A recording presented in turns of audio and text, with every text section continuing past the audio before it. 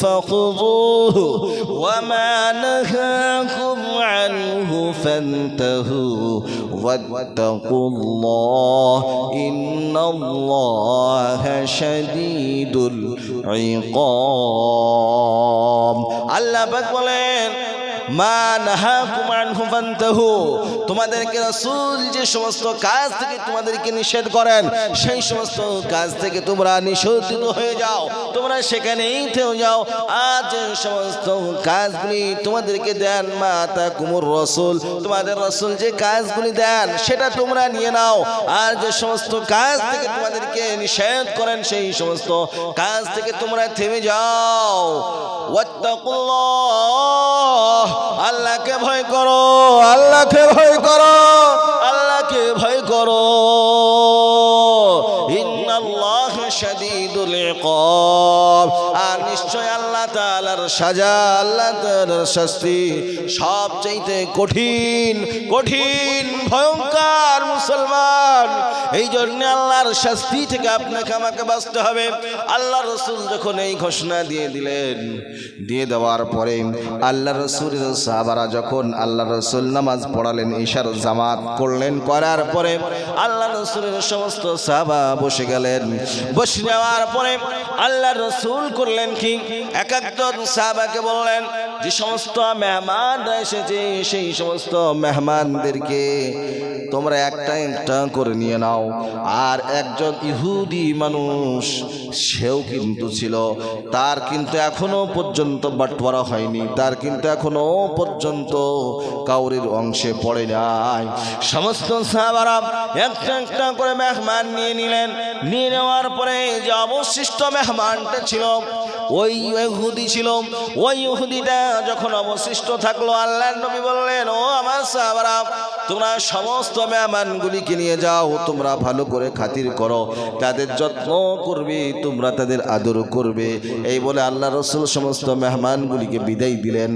আর ওই যে একজন ইহুদি আল্লাহ রাসূলের আদর্শকে পরীক্ষা করার জন্য ছিল, এই ব্যক্তি শেষবারে আল্লাহর নবীর কাছে পড়লো।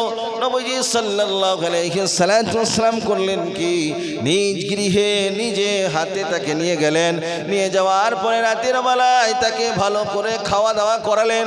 আল্লাহর রাসূল নিজে না খেয়ে তাকে তার মন প্রাণ ভরিয়ে তাকে খাদ্য খাবারগুলি খাওয়ালেন। আর সেই ইহুদি মনে মনে করলো, নবীকে আমি রাত্রেবেলায় উপবাস রাখবো, তার যে সমস্ত আজওয়াজে মুতাহহারা আছে তাদেরকে উপবাস রাখবো, এই নিয়ত করে সে সমস্ত খাবারগুলি সব খেয়ে ফেললো। নবীজির লেগে লাগলো না কিছু খাবার, এবং তার বিবিদের জন্য কোনো খাবার রাখা হলো না। শেষ বেলায় সে এতটা খেয়েছে, এতটা মনে তৃপ্তি ভরে খেয়েছে, খাওয়ার ফলে তার রাতের বেলায় বদ হজম হয়ে গিয়েছে। বদ হজম বুঝেন কি বুঝেন না? যখন বদ হজম হয়ে গিয়েছে, হয়ে যাওয়ার পরে আর বদ হজম হলে দেখবেন পেটের মধ্যে গুটগাডুম শুরু হয়ে যায়, ভুটভাট শুরু হয়ে যায়, ভুটভাট শুরু হয়ে গেছে। এবার সে দেখলো আর তো মনে হয় যে আমি তো আর এই বিছানার মধ্যে শুতে পারবো না। পায়খানার বেগ পেয়েছে, বদ হজম হলে পায়খানা লাগে, লাগে কি লাগে না?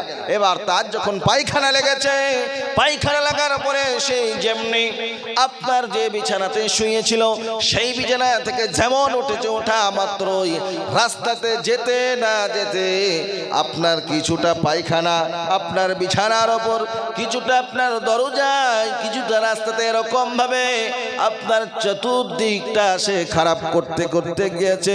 সে আবার চিন্তা ভাবনা করলো, হায় রে, আমি যদি এই অবস্থায় এখানে বসে থাকি তাহলে পারে আমাকে তো সাহাবারা ছাড়বেন না, আল্লাহর নবী ছাড়বেন না, আমার জীবনটাকে হয়তো শেষ করে দিবে। এই রকম মনে মনে চিন্তা ভাবনা করতেছে। এবার যখন এইরকম চিন্তা ভাবনা করে, সে কোন রকম ভাবে তার প্রয়োজন মিটায়া সে পালানো আরম্ভ করেছে। রাস্তার মধ্যে অনেক দূর চলে গিয়েছে, হঠাৎ করে তার মনের মধ্যে খেয়াল আসলো, আরে আমার কাছে একটা তো দামি তলোয়ার ছিল, আরব দেশের মানুষ, আর আরব দেশের মানুষদের মুসলমানদের একটা অভ্যাস ছিল, তারা তলোয়ার সবাই রাখতো নিজের আত্মরক্ষার জন্য, নিজেকে বাঁচার জন্য। আর এটাকে নবীজি সাল্লাল্লাহু আলাইহি ওয়াসাল্লাম বলেছেন, নিজের আত্মরক্ষার জন্য যন্ত্রপাতি রাখা এটা হলো সুন্নাত। কিন্তু আমাদের ভারতবর্ষের সংবিধানে বলে না এটা রাখা যাবে না। তাহলে পরে আপনাকে আমাকে এখানে সুন্নত আদায় করা যাবে না। কথা ঠিক না ঠিক? এখানে সুন্নত আদায় করতে গেলে জেলের ঘানি টানতে হবে। কোন ঘানি? জেলের ঘানি টানতে হবে বাবা। আর এখানে হিমন্ত বিশ্ব শর্মার সরকার, এ তো আরো বাবা কঠিন মারাত্মক লোক। এ তো বলে মুসলমানদেরকে দেখতেই পারে না, তাই শুনেছি। তো তাহলে পারে মুসলমানরা যদি এরকম কাজ করে, সে রাখবে আপনাকে আমাকে?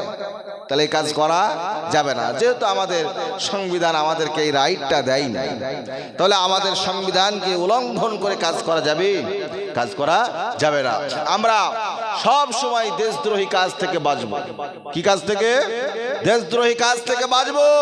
ভারতবর্ষের মুসলমানদের অস্তিত্বের লড়াই, বাঁচার লড়াই। এই জন্য আপনাকে আমাকে খুব সতর্কতার সঙ্গে চলতে হবে।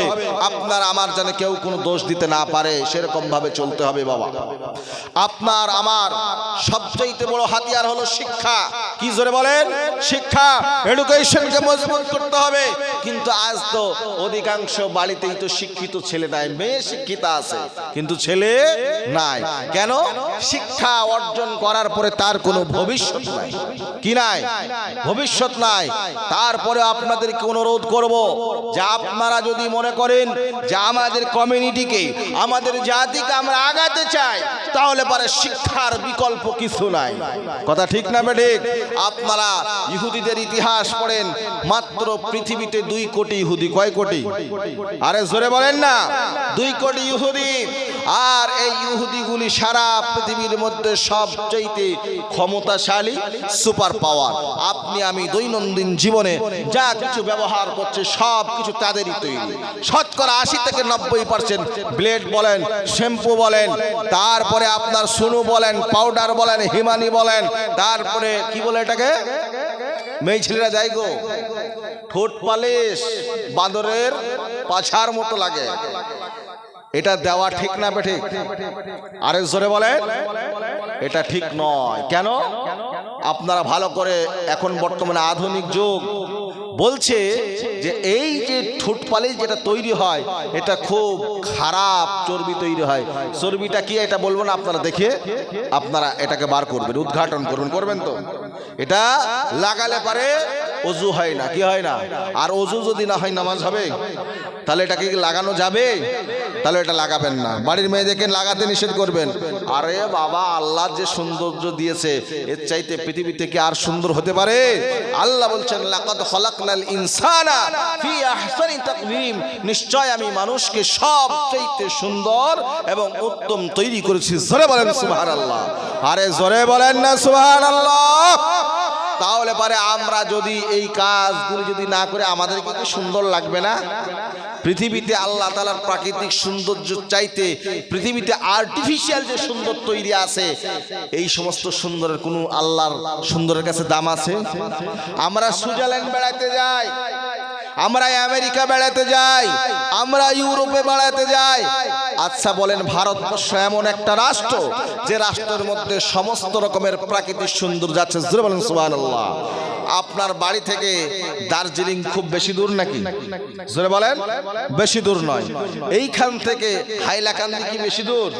বেশি দূর নয়। তাহলে এই সমস্ত জায়গাগুলিতে প্রাকৃতিক সৌন্দর্য আছে না নাই? এই সমস্ত জায়গায় পাহাড়গুলি আছে না নাই? আচ্ছা বলেন, পাহাড়ের ঝর্ণা ধারা আছে না নাই? আছে। পাহাড়ের ঝর্ণার পানি কে কে পান করেছেন একটু হাত তুলেন দেখি, যে হুজুর আমি পান করেছি। মাশাআল্লাহ, সুবহানাল্লাহ। আল্লাহ কবুল করেন, আমিন। আল্লাহ বলছেন, লাহুম জান্নাতুন তাজরি মিন তাহতিহাল আনহার খালিদিন ফিহা আবাদা। আমার যে সমস্ত বান্দা বান্দিরা তারা যখন জান্নাতের মধ্যে যাবে, জান্নাতে যাওয়ার পরে আল্লাহ তাআলা বলেন আমি ওই জান্নাতের তলদেশ দিয়ে নহর তৈরি করব, আর আমার বান্দারা যখন পানি পান করবে আর ওই বান্দার জীবনে কোনোদিন তৃষ্ণা লাগবে না, কোনোদিন তার জীবনে পিপাসা লাগবে না। আল্লাহ অনন্ত অনন্তকালের জন্য তার তৃষ্ণাকে নিবারণ করে দিবে। বলেন সুবহানাল্লাহ। ভাইরা আমার, এই পৃথিবীতে আল্লাহ তাআলা কত কিছু নাজ নিয়ামত তৈরি করেছেন, সব কিছু করার পরে আল্লাহ তাআলা ভারতবর্ষের জমিনটাকে এত উন্নত মানের করেছেন, এত সুন্দর করেছেন। পৃথিবীতে সুইজারল্যান্ড এই ভারতবর্ষের মধ্যে রয়েছে, পৃথিবীতে আমেরিকার মতো সুন্দর শহর এখানেই রয়েছে, এবং তার সাথে সাথে প্রাকৃতিক দৃশ্য বলে এত সুন্দর রয়েছে। আপনি কাশ্মীরে চলে যান, আপনি নৈনিতালে চলে যান, আপনি আরো অন্য জায়গা যেগুলো আছে সেই সমস্ত জায়গাগুলো আপনি ভ্রমণ করেন। আল্লাহ তাআলা বলেন কুল সিরু ফিল আরদ ফানজুর কাইফা কানা আকিবাতুল মুকাজ্জিবিন। আল্লাহ বলেন আমার প্রিয়জন, আমার পৃথিবীতে তোমরা ভ্রমণ করো, আর ভ্রমণ করার পরে আমি আল্লাহ তাআলা কত সুন্দর করে পৃথিবীকে তৈরি করেছে এই সমস্ত নিদর্শনগুলি তোমরা দেখো। আর দেখার পরে তোমরা আল্লাহ যে চিনো সত্য, এটা দেখে তোমরা স্বীকার করে নাও যে আল্লাহ তাআলা সত্যিই সুন্দর, আল্লাহ তাআলা সত্যিই সুন্দর। আল্লাহ তাআলা পৃথিবীতে মানুষকে কত সুন্দর করলেন, যে কথা আপনাদের সামনে বলতেছিলাম যে আল্লাহ তাআলা মানুষকে কত সুন্দর তৈরি করেছেন। পৃথিবীর এইরকম ধরনের নোংরা জিনিসগুলি লাগানোর কোনো প্রয়োজন নাই। আল্লাহ তাআলা যতটুকু আপনার প্রয়োজন দিয়েছেন ততটুকু আপনি লাগান। আল্লাহ তাআলা আপনার চেহারাকে, আমার চেহারাগুলিকে আল্লাহ তাআলা সুন্দর রাখবেন। আপনি বরলিনটা ব্যবহার করতে পারেন, আপনি গ্লিসারিনটা ব্যবহার করতে পারেন, আপনাকে হাবিজিবি মাখার দরকার নাই, আপনাকে বেশি সুন্দর হওয়ার দরকার নাই। প্রাকৃতিক সুন্দর, এই সুন্দরের উপরে আল্লাহ ভরসা রাখেন, আল্লাহর উপরে ভরসা রাখেন, আল্লাহর উপরে ভরসা রাখেন। দেখেন আল্লাহ তাআলা আপনার সাকাল, আপনার চেহারা, আপনার সুন্দর আল্লাহ তাআলা এমনি করে দিবেন। বলেন সুবহানাল্লাহ। আল্লাহওয়ালা যে সমস্ত মানুষরা রয়েছে তারা কি সোনো পাউডার মাখে? জোরে বলেন। তাদেরকে পৃথিবীর মানুষ দেখতে যায় কি যায় না?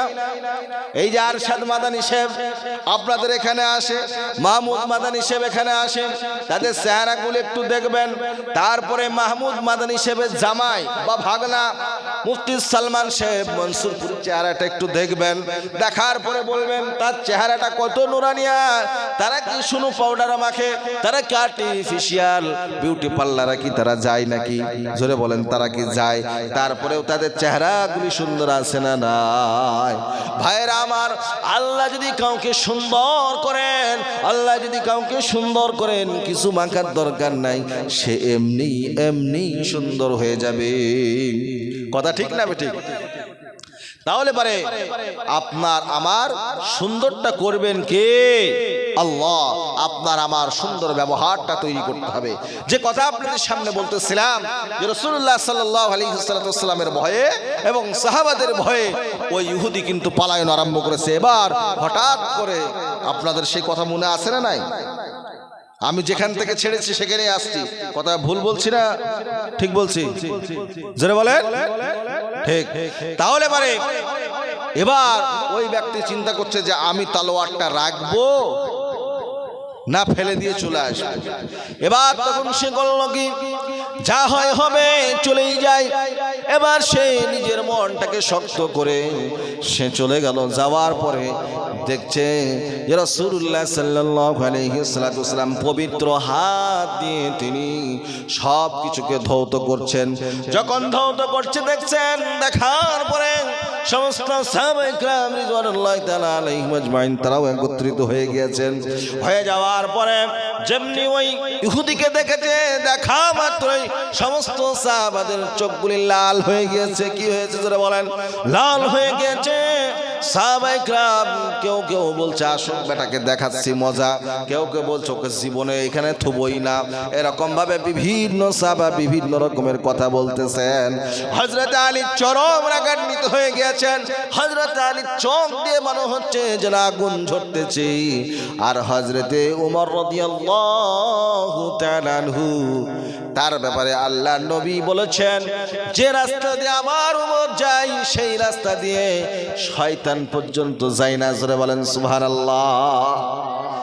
এই সব নিয়ামতগুলি এক একটা সাহাবার মধ্যে এক একটা বৈশিষ্ট্য, এক একটা নিয়ামত আল্লাহ তাআলা দান করেছেন। জোরে বলেন সুবহানাল্লাহ। এবার আল্লাহর নবী যখন কথা বললেন, বলার পরে অমনি সঙ্গে সঙ্গে ওই ইহুদি করল কি, আল্লাহর রাসূল কত উদারতার নবী, কত মানবতার নবী। অমনি সঙ্গে সঙ্গে আল্লাহর নবীকে বললেন, হুজুর আপনাকে আমি পরীক্ষা করার জন্য এসেছি, আপনার কিরকম ব্যবহার এটা জানার জন্য আপনার কাছে এসেছি। আর দেরি করবেন না ইয়া রাসূলুল্লাহ, ইয়া হাবিবাল্লাহ, আপনি এখনই আমাকে কালেমা পড়িয়ে নেন।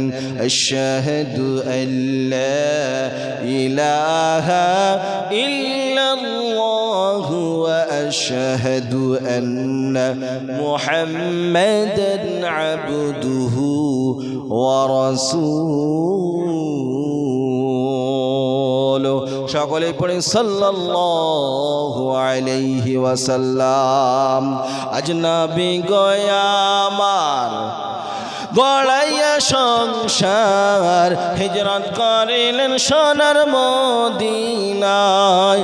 আজনবী গয়ামার গড়াইয়া সংসার, হিজরত করিলেন সোনার মদিনায়। নবী বলেন হযরত আলী আছে বিছানা খালি। নবী বলেন হযরত আলী আছে বিছানা খালি, আমার বিছানায় শুয়ে যাও। আজনবী আমার গড়াইয়া সংসার, হিজরত করিলেন সোনার মদিনায়। আজনবী আমার গড়াইয়া সংসার, শুয়ে আছেন সোনার মদিনায়। আব্দুল্লাহর ওই পৃষ্ঠ হতে মায়ামিনের সেকেমেতে, আব্দুল্লাহর ওই পৃষ্ঠ হতে মায়ামিনের সেকেমেতে জন্ম নিলেন নবী মক্কাতে।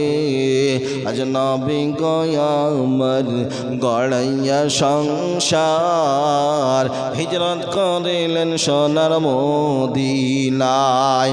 আজনবী আমার গড়াইয়া সংসার, শুয়ে আছেন সোনার মদিনায়। ওই নবীর নামে দরদ পড়িলে,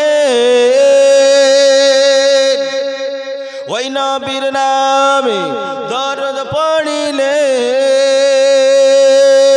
হামিয়া দা যখনি ভেজায়।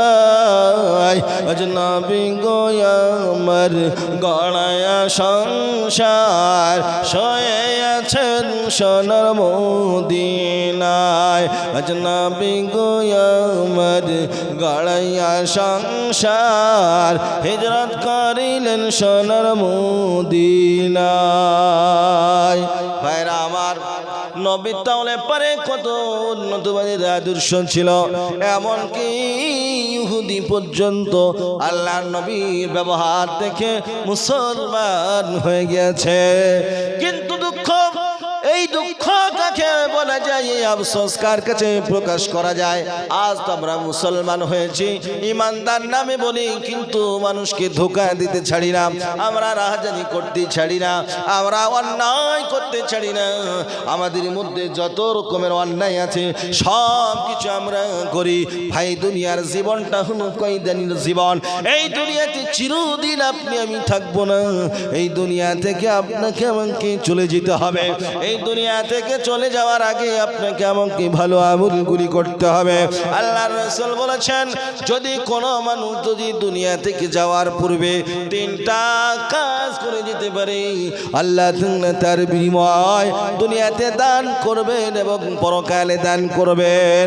قال رسول الله صلى الله عليه وسلم إذا مات الإنسان انقطع عمله إلا من 3: صدقة جارية وعلم ينتفع به وولد صالح يدعو له أو كما قال عليه الصلاة والتسليم। নবীজি বলেন, এমন একটা সময় আসবে রে বান্দা, তোমার ওই সময় সেই দিন তোমার পস্তায় কোনো লাভ হবে না, সেই দিন তোমার দুঃখ করে আফসোস করে কোনো লাভ হবে না। বেঁচে থাকতে বাঁচার মূল্যটা দাও, জীবন থাকতে জীবনের মূল্যটা দাও, টাকা থাকতে টাকার মূল্যটা দাও, পয়সা থাকতে পয়সার মূল্যটা দাও, বাপ মা বেঁচে থাকলে বাপ মার খেদমত করে তাদের মূল্যটা দাও, যদি গুরুজন ব্যক্তি থাকে তাদের মূল্যটা দাও। এই দুনিয়ার জীবনটা কই দিনের জীবন রে যুবক, এই দুনিয়ার জীবনটা কই দিনের যুবক। ও যুবক ভাইরা, ও আমার অন্তরালের পর্দার মা এবং বোনেরা, আপনাদেরকে বলতে চাই, দুনিয়ার জীবনটা খুবই সামান্যতম জীবন। পরকালের তুলনায় কিঞ্চিত থেকে কিঞ্চিত, অনুর থেকে অনু, তার চাইতে আরো যদি কোনো কম থাকে, সেটাই হলো দুনিয়ার জীবন। কিন্তু পরকালের দুনিয়া, পরকালের দুনিয়া, পরকালটা এমন একটা জায়গা, যে জায়গার শুরু আছে কিন্তু শেষ নাই। কথা ঠিক না বেঠিক? এই জন্যে মুসলমান, আপনাকে আমাকে 3টা কাজ করা লাগবে। 1 নম্বরে হলো সাদকায়ে জারিয়া।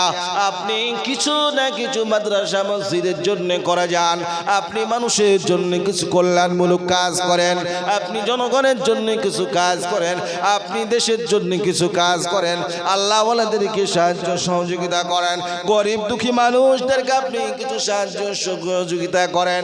এরকম ভাবে এই সমস্ত কাজগুলি, আপনি যদি অসুস্থ ব্যক্তিকে যদি আপনি সাহায্য সহযোগিতা করেন, এই সমস্ত কাজগুলি আল্লাহর দরবারে যদি কবুল হয়ে যায়, এটাই হলো সাদকায়ে জারিয়া। আর 2 নম্বরে হলো, আপনি যদি বিদ্যা অর্জন করে থাকেন রে মুসলমান, তাহলে পরে আপনি বিদ্যার শিক্ষাটা আপনি অন্যকে দেন, আবার অন্যজন আরেকজনকে দেবে, আরেকজন আরেকজনকে দেবে, আরেকজন আরেকজনকে দেবে। এরকম ভাবে হাজার লক্ষ লক্ষ থেকে কোটি কোটি এবং মিলিয়ন ট্রিলিয়ন ট্রিলিয়ন হয়ে যাবে শিক্ষার ধারাবাহিকতা ইলা ইয়াউমিল কিয়ামা। আপনি এই সওয়াব কিয়ামত পর্যন্ত পেতে থাকবেন। 3 নম্বরে নবীজি বলেন, নেক সন্তান তৈরি করেন, নেক সন্তান তৈরি করেন। এখানে উলামায়ে কেরাম বসে আছেন, তাদের সংস্পর্শে দেন, তাদেরকে আপনার সন্তানগুলিকে, আপনার ছেলে আপনার মেয়েকে ভালো শিক্ষা দেন। জীবনে কোনোদিন ঠকবেন না, জীবনে কোনোদিন লস খাবেন না, জীবনে কোনোদিন হাই হুতাশা করতে হবে না। আপনি যদি এই কাজগুলি যদি করে যেতে পারেন মুসলমান, আপনার সন্তানটা আপনাকে কোনোদিন ধোঁকা দেবে না, আপনার বার্ধক্য অবস্থায় আপনার সেবা করবে, আপনার ডাক্তারখানায় নিয়ে যাবে, আপনার বিপদের সাথে আসবে, আপনার বিপদ হলে পরে আপনাকে কোলে করে তুলে নিয়ে যাবে, আপনার যখন যে প্রয়োজন হবে সেই প্রয়োজনগুলো মিটাবে। কয়েকদিন আগে ফেসবুকের মধ্যে দেখছিলাম, একজন পণ্ডিত সাহেব বলছেন, এই দেখো মাদ্রাসা, এই দেখো মসজিদ, এখানে জ্ঞান বিজ্ঞান প্রযুক্তি শেখানো হয়, এখানে কোরআন হাদিস শেখানো হয়, আবার এইখান থেকে এক একটা ছেলেকে বাপ মার আদর্শ সন্তান তৈরি করা হয়। এই আদর্শ সন্তানগুলি আগামী দিনে কোনোদিন তার বাপ মাকে বৃদ্ধ আশ্রমে ফেলে আসবে না, তার বাপ মাকে কোনোদিন কষ্ট দেবে না, বাপ মাকে কোনোদিন কাঁদাবে না। এই জন্যে এই জায়গাগুলিতে পড়ার সবচেয়ে উত্তম। জোরে বলেন সুবহানাল্লাহ, আরে জোরে বলেন না সুবহানাল্লাহ। তাহলে শিক্ষার গুরুত্ব আছে না নাই? আমরা করব তো ইনশাআল্লাহ। জোরে বলে ইনশাআল্লাহ। ভাই, আপনাদের কি বসতে কি কষ্ট হচ্ছে? আপনাদের কি ওয়াজ কি ভালো লাগতেছে? আচ্ছা বলেন, কোরআন হাদিসের চাইতে পৃথিবীতে কি আর শ্রেষ্ঠ কোনো ওয়াজ হতে পারে? জোরে বলেন। পৃথিবীতে সবচাইতে শ্রেষ্ঠ ওয়াজ হলো কোরআন, এবং তারপরে পরেই হলো হাদিসের ওয়াজ। কিসের ওয়াজ? ওয়াজ তাহলে শেষ করে দিই নাকি? আর চলবো? কতক্ষণ চলবো? ওরে বাপ রে, আপনারা বলছে চলুক আর হুজুর মরুক নাকি? হ্যাঁ, আর 10 থেকে 15 মিনিট শীতের রাত, বেশিক্ষণ আর চালাবো না, যেহেতু সকল মানুষকে ফজরের নামাজও তো পড়তে হবে নাকি। প্রায় আমি 15 ঘন্টার কাছাকাছি আলোচনা করলাম। ওয়াজ তো ভালো লাগবে শুনতে ইনশাল্লাহ, কিন্তু ওয়াজ তো ভালো লাগার সাথে সাথে নাই, ওয়াজের সাথে সাথে আমলটা ভালো লাগা, এটাই হলো সবচেয়ে বড় প্রাপ্তি। কথা ঠিক না বে ঠিক? তো এই জন্যে আপনাকে আমাকে সকলকেই আল্লাহ তাআলা ভালো আমল করার তৌফিক ইনায়াত করুন। জোরে বলেন আমিন, জোরে বলেন আমিন। আল্লাহ তাআলা আপনাকে আমাকে সকলকেই কবুল করুন। জোরে আরেকবার বলে আমিন। ভাইরা, পৃথিবীতে হাজার হাজার ওয়াজ শুনলাম, কিন্তু জীবনে কোনোদিন আমল করলাম না। এই রকম ধরনের কাজ করে আপনার কোনো কাজ হবে না। সম্মানীয় বন্ধুগণ আমার, এই জন্য আপনাদেরকে বলবো যে আপনারা যেটাই করেন যাই করেন আল্লাহকে রাজি খুশি করার জন্য করেন। কাকে কাকে? জোরে বলেন কাকে? আল্লাহকে। ভাইরা আমার, এতক্ষণ ধরে আপনারা কোরআন এবং হাদিসের আপনারা আলোকে অনেক কিছু কথা আলেম ওলামাদের মুখ থেকে শুনলেন। আপনাদের কাছে কেউ ভালো ভালো কথা শুনিয়েছেন, কেউ হয়তো একটু তিতা কথা শুনেছেন। এবার আপনারা কেউ মনে থেকে দুঃখ কষ্ট নেবেন না। আচ্ছা বলেন, ডাক্তার যখন সার্জারি করে, অপারেশন করে, তখন রোগীর ভালোর জন্য করে না খারাপের জন্য করে? আরে জোরে বলেন, রোগীর ভালোর জন্য করে। তারপরে যখন রোগীটা সুস্থ হয়ে যাওয়ার পরে তখন সেই ডাক্তারের প্রশংসা করে কি করে না? জোরে বলেন, করে। তো আপনাদের কাছে আমরা কখনো যদি কোনো বাঁকা কথা বলি, কটু কথা বলি, আপনারা মন থেকে আল্লাহর হস্তে মাফ করবেন। কার হস্তে? জোরে বলেন কার হস্তে? আল্লাহর হস্তে। আপনারা সকলেই সকলকে মাফ করবেন। আচ্ছা বলেন, মাফ করা গুণটা ভালো না খারাপ? ভালো। মন থেকে কিনা বুঝ অহংকার দূর হয়, আল্লাহ তাআলা ইমানের পাওয়ার বাড়াইয়া দেন। কি বাড়াইয়া দেন? ইমানের পাওয়ারকে আল্লাহ তাআলা বাড়াইয়া দেন। তো সেই জন্যে আপনাদেরকে বলবো, একে অপরকে ক্ষমা করে দিবেন। মা বোনেদেরকে একটা শেষ নসিহত করে যায়, মা বোনেরা আপনারা যেটাই করেন যাই করেন 4টা কাজ করেন। কয়টা কাজ? জোরে বলেন। আল্লাহর নবী বলেছেন, ইযা সাল্লাতিল মারআতু খামসাহা ওয়া সামাত শাহরাহা ওয়া হাসানাত ফারজাহা ওয়া ইতাআত যাওজাহা ক্বিলা লাহা দুখুলিল জান্নাহ শি'তি। নবীজি বলেন, মেয়েরা যদি 4টা কাজ করে, কয়টা কাজ? একটু আওয়াজ দিয়ে বলেন। 4টা কাজ করে, তাহলে পরে তাদের জন্য আল্লাহর জান্নাত বরাদ্দ। আল্লাহর কি জান্নাত? আল্লাহ তাআলা যে জান্নাতের মধ্যে বান্দাদেরকে, তার বান্দাদেরকে দেবেন, দেওয়ার পরে সেই জায়গাতে দেওয়ার পরে আর কোনোদিন তার কোনো কষ্ট থাকবে না। পৃথিবীতে মানুষের সব কিছু কষ্ট ক্লেশ সব থাকতেই পারে, কিন্তু আপনার জান্নাতে যাওয়ার পরে তার কোনো কষ্ট ক্লেশ থাকবে না। মানুষের কোটি কোটি টাকা আছে, রাতের বেলায় ঘুম নাই। আবার মানুষের কোটি কোটি টাকা রয়েছে, খাওয়ার মতো তার কোনো পাওয়ার নাই। খাবার সামনে মিষ্টি, রসগোল্লা, দই, কিন্তু ডাক্তারে কয়েছে খবরদার ছবি না। কথা ঠিক না? ঠিক। ও খাবে কি? শুকনা মুড়ি খাবে, আর পারলে একটা শুষা খাবেন, তার বেশি কিন্তু খাওয়া যাবে না। আমরা যারা এখানে বসে আছি, আল্লাহ তাআলা সকলকেই সবকিছু খাওয়ান। কথা ঠিক না? ঠিক। এই যে বাবাজি বসে আছেন বৃদ্ধ, আমার মনে হয় এই বাবাজি সবই খায়। খায় কি খায় না? কি গো চাচা, খান তো? সব খায়, মাশাআল্লাহ। আল্লাহ আরো খাওয়াক। আল্লাহ তাআলা তার হায়াতকে আরো দীর্ঘজীবী করে দেন। সেটা বলেন আমিন। কিন্তু বড় লোকেদের 50 বছর 60 বছর হওয়ার আগেই ডাক্তারে বলছে, খবরদার, সকাল হবে অমনি সঙ্গে সঙ্গে 6 মাইল হাঁটবে। না হাঁটলে পরে তোমার শরীর কিন্তু যাবে, আর তুমি বাঁচবে না। ওর কিন্তু ফজরের নামাজ পড়া লাগে না। আল্লাহ বলছে, তুই শুধু ছুটতে থাক, তোকে বেটা আমি সাইজ এরকম ভাবে বাটাম কষবো আর সাইজ করবো। কথা ঠিক না? ঠিক। কিন্তু আল্লাহ তাআলা যে সমস্ত বান্দারা খাস, তাদেরকে সাময়িক কষ্ট দুঃখ দিতে পারেন, কিন্তু এই রকম কষ্ট দেন না। জোরে বলেন সুবহানাল্লাহ। আরে জোরে বলেন না সুবহানাল্লাহ। আরে মিয়া সুবহানাল্লাহ বলবেন তা আল্লাহ আসমান এবং জমিন সমপরিমাণ নেকি লিখে দেবেন। জোরে বলেন সুবহানাল্লাহ। তাহলে পারে এই নেকি করতে এত অশান্তি কেন? তো যে কথা আপনাদের সামনে বলতেছিলাম যে মেয়েদের 4টে কাজ করলে পারে আল্লাহর জান্নাতে যাওয়া সবচাইতে সহজ। তো মা বোনদেরকে বলো 4টি কাজ কি?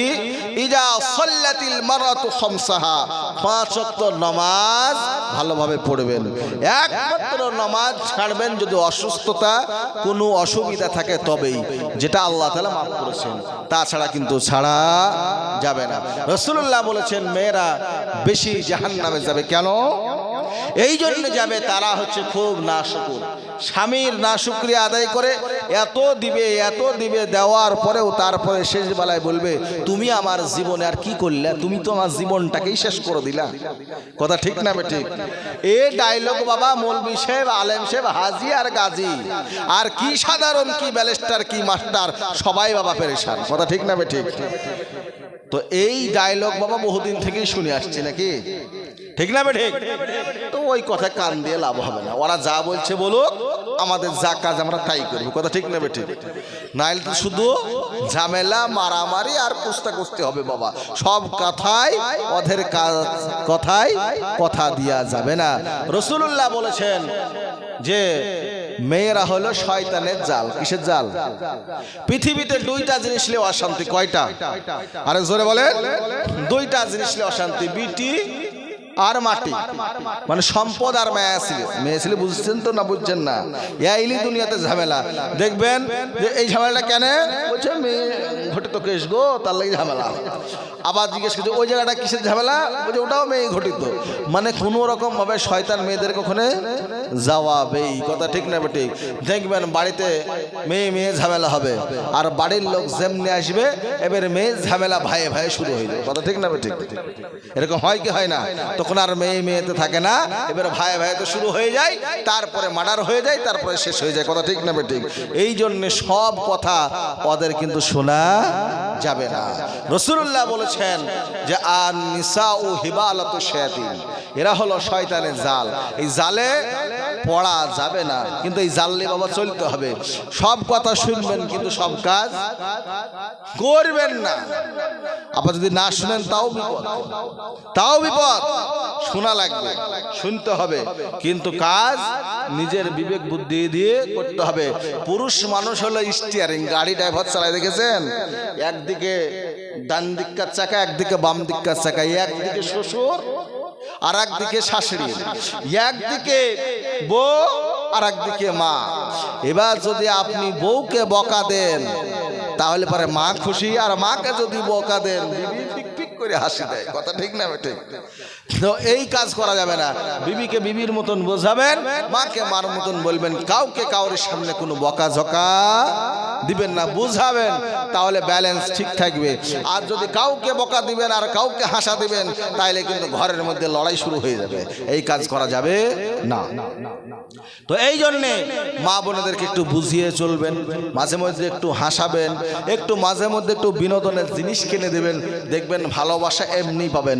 ওরা পান খেতে বাবা ভালোবাসে, তরকারি যদিও ঝাল হয়, হুজুরের কান মাথা গরম। কি গরম? কান মাথা গরম। তারপরে ও কি স্বাদ গো, একটু ঝালটা হয়েছে। ও ভাববে তাহলে তো ঝালটা হয়েছে, আগামী দিন আর ঝাল দেওয়া যাবে না, এবার তরকারিটা মিষ্টি হবে। শুধু ওদেরকে একটু ফুলাবেন, দেখবেন বাড়িতে এমন আপনার খাওন দাওন ভালো হবে, আপনার সে ভালোর প্রশংসা করে শেষ হবে না। এটা করবেন। তো এই জন্যে মা বোনদের ব্যাপারে বলা হয়েছে, রাসূলুল্লাহ বলেছেন যে মা বোনেরা বেশি অংশই নাশুকর হয়, এই জন্য মা বোনেরা বেশি জাহান্নামে যাবে। এই জন্য মা বোনেদেরকে বলবো আপনারা বেশি করে দান করবেন। কি করবেন? দান করবেন, খায়রাত করবেন। আল্লাহ তাআলা আপনাদেরকে সেই দান খায়রাত করার তৌফিক ইনায়াত করুন। আমিন। তারপর রাসূলুল্লাহ বলেছেন ওয়াসামাত শাহরাহা, 2 নম্বরে রমজান মাস আসছে সামনে, এই জানুয়ারি আর ফেব্রুয়ারি। ফেব্রুয়ারি 18 তারিখে প্রথম রোজা নাকি? তো সেই রোজা মা বোনেদেরকে রাখতে হবে, একমাত্র অসুস্থতার কারণে ছাড়, বাকি ছাড় নাই। 3 নম্বরে নিজের সতীত্বর হেফাজত করতে হবে। তার মানে কি? একটা পুরুষ মানুষকে দেখলে আপনার স্বামী রাগ পায়, আর আপনি দেখলে হাসি পান, এই হাসি কিন্তু তার সামনে দেওয়া যাবে না। কেন? যে ওটা হলো পরপুরুষ। আপনার স্ত্রীর ভাগ আপনি দিবেন না, তেমনি আপনার স্বামীর ভাগ আপনি যেমন দিবেন না, সেরকম ভাবে আপনার হাসিটা অন্য সামনে হাসবেন, এটাও সে পছন্দ করবে না। এই জন্য সতীত্বর হেফাজত করা, চুলগুলোকে ভালো করে ঢাকা, মুখমণ্ডলকে ঠিক রাখা, আপনার শরীরের যে অঙ্গ প্রত্যঙ্গগুলি আছে সেগুলোকে হেফাজত করা, এর নাম হলো সতীত্বর হেফাজত। যেরকম ভাবে কোরআন হাদিস যেটা নির্দেশ দিচ্ছে সেই নির্দেশ মোতাবেক চলা। আর 4 নম্বরে হলো স্বামীর অনুগত্যশীল হওয়া। স্বামী বলছে যে একটু পানি দাও, তুমি ঢেলে খাও, বলছে কলসিতে, বলছে আমি পারবো না, তুমি নিয়ে এসে খাও। এরকম মেয়ে ছেলে আসে না নাই? আগেকার মা বোনেরা গামছা দিত স্বামী যদি মাঠ থেকে আসতো, এখন বলছে ওসব দিয়ে আর কোনো সময় নাই। দেখো ওইখানে গামছা আছে, ওইখানে লুঙ্গি আছে, লাও আর গা ধাও আর ভাত খুলে খাও। কথা ঠিক না বেঠিক? এই তো হচ্ছে বাবা পরিস্থিতি। মা বোনেদের মধ্যে সেই আদর্শ আগেকার মতো নাই। কিন্তু আমরা মা বোনেদেরকে দেখেছি যে মা বোনেরা স্বামীর কে দেবতার মতো যেরকম ভাবে সম্মান করা দরকার। রাসূলুল্লাহ বলেছেন, আমি যদি কোনো মানুষকে যদি সেজদা করার অনুমতি দিতাম, স্ত্রীকে তার স্বামীদেরকে সেজদা করার অনুমতি দিতাম। জোরে বলেন সুবহানাল্লাহ। তাহলে স্বামীর মর্যাদা বাড়ালে পরে আপনার মর্যাদা বাড়বে না কমবে? দেখবেন অনেক মহিলা আছে, ওরা দেখবেন স্বামীকে বলবেন না মনি তোর কি মরণ হয় না, তুই কি মরিস না, সব মরি গেল, বলে কি বলে না? এরকম করে। আর যখন মরে যায় বলে তুমি ছাড়া আর জীবনে আমার কেউ হইল না, তখন কাঁদে। ওই কাঁদায় কাজ হবে না। সম্পদ থাকতে সম্পদের মূল্যটা দিতে হবে, দিব ইনশাল্লাহ। মা বোনেরা আপনাদেরকে একটু কড়া কথা বললাম, কিন্তু ওষুধ কিন্তু ভালো মতোই দিয়েছি, আপনারা কিছু মনে নিবেন না।